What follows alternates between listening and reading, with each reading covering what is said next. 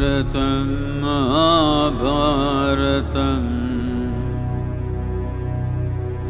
धर्म अधर्म संघर्षणम्.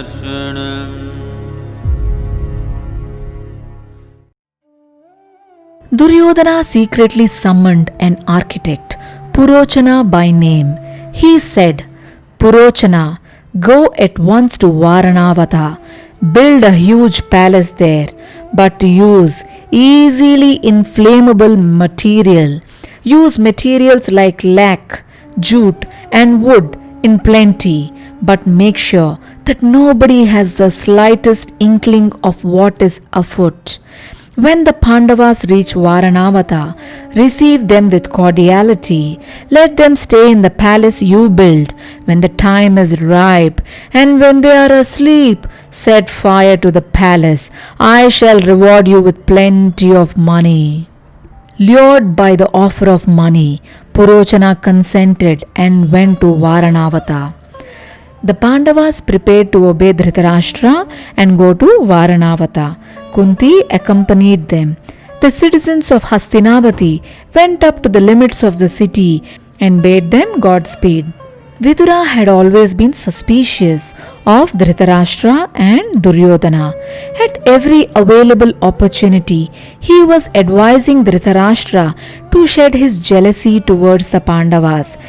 When Dhritarashtra asked the Pandavas to go to Varanavata for relaxing, Vidura had a feeling that there was a deeper design in all this. He suggested to Yudhishthira that they should be alert in the new place. He said he would send a trusted servant to them and that they could utilize his help.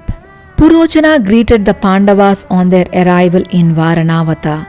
He said, Sons of Pandu, welcome. I have built a new palace for you.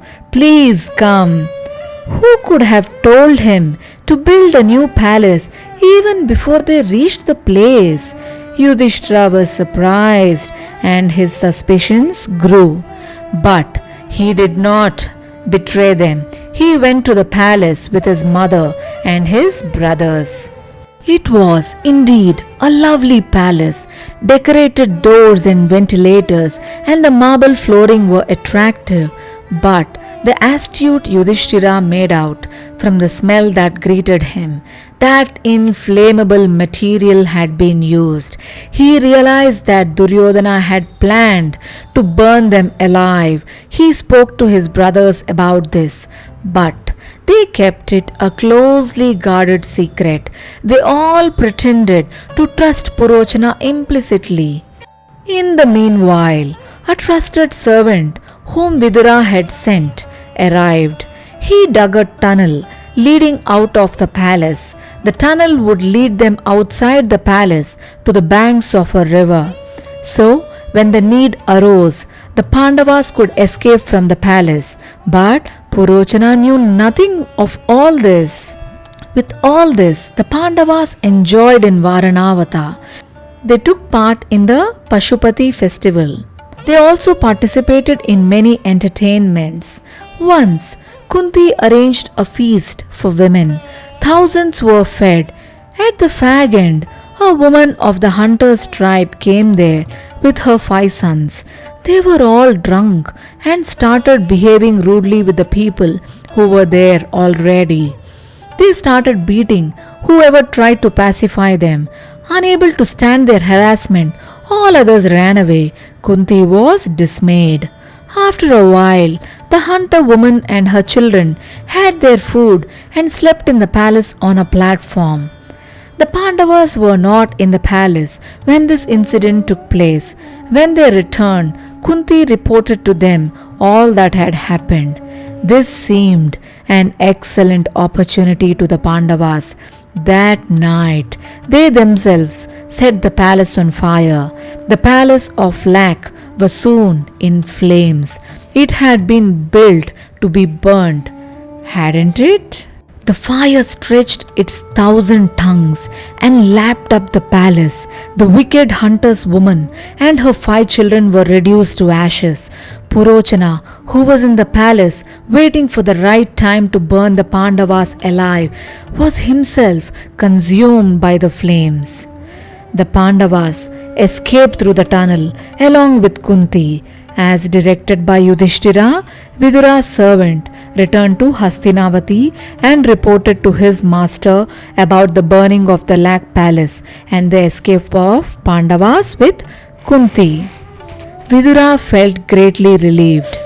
The people of Varanavata, who knew nothing of all this, thought that the Pandavas had been killed. They were grieved. The news reached Hastinavati also, and the people were stunned. They lamented that their beloved Pandavas were dead and that they had been orphaned. They too suspected the hand of Duryodhana in this crime. They cursed the Kauravas and wept profusely to be overwhelmed with grief. Duryodhana danced with joy, but Vidura, who knew the facts, remained silent. The Pandavas and Kunti, who escaped, reached the banks of the river. They crossed the river on a raft. It was midnight. Fatigue and sleep overwhelmed them. They could not take a step more.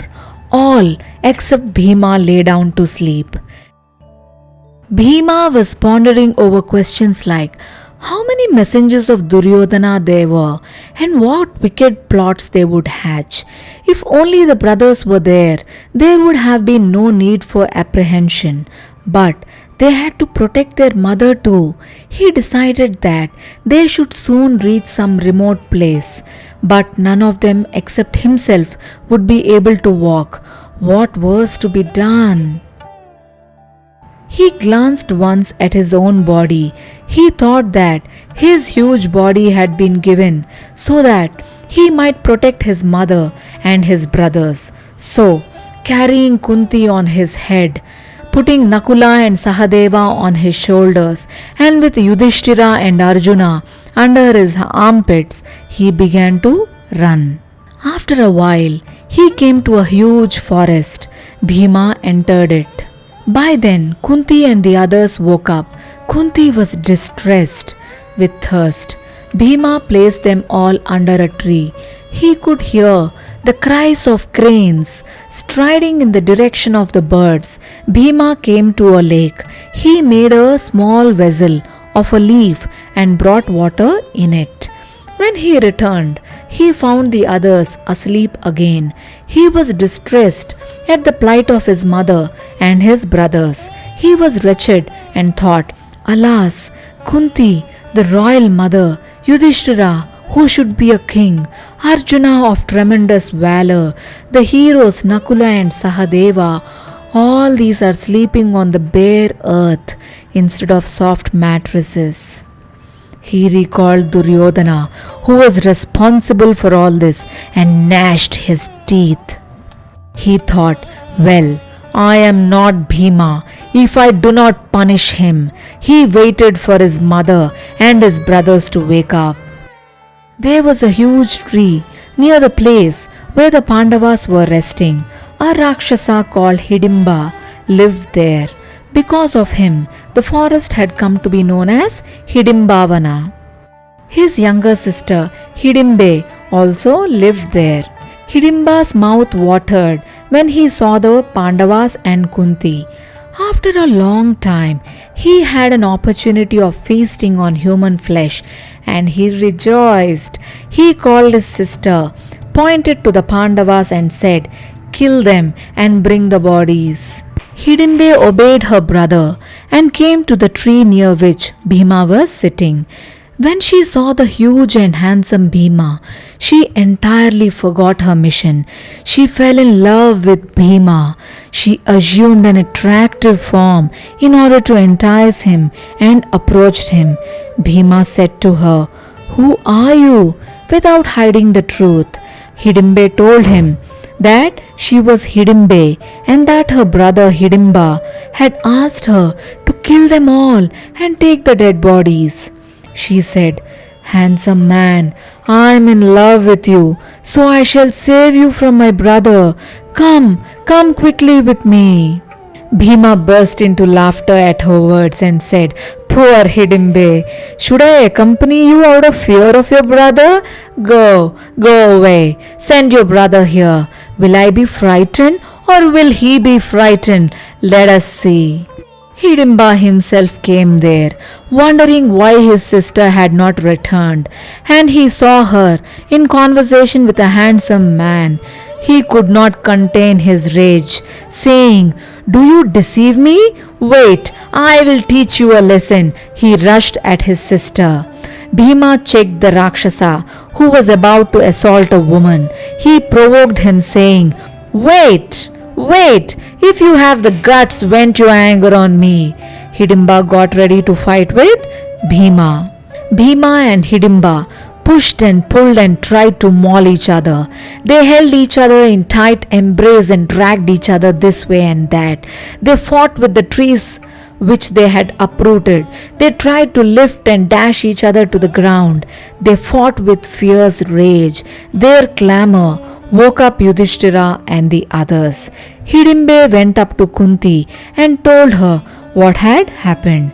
Just then, Bhima, in volcanic rage, caught hold of Hidimba, lifted him up high, and whirled him and dashed him to the ground. With a blood-curdling scream, Hidimba died. All were full of praise for Bhima's valor. By then, the day had dawned. Kunti and the Pandavas continued their journey. Hidimbe followed them. Kunti took pity on her. She said to Bhima, Bhima, for your sake, she deserted her brother. Her love is great. Marry her. You have my full consent. Yudhishthira and the others approved. Bhima married Hidimbe. The Pandavas stayed in the forest for some time. In course of time, Hidimbe gave birth to a son. As soon as it was born, the child grew up.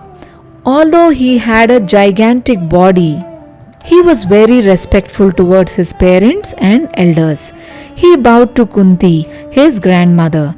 His head was bare like a pot, and so he was given the name of Ghatotkacha. Ghata means a pot. Then the Pandavas left Hidimbavana with Kunti. Ghatotkacha said, Sirs, whenever you think of me, I shall come to you. Hidimbe stayed back in Hidimbavana with her son.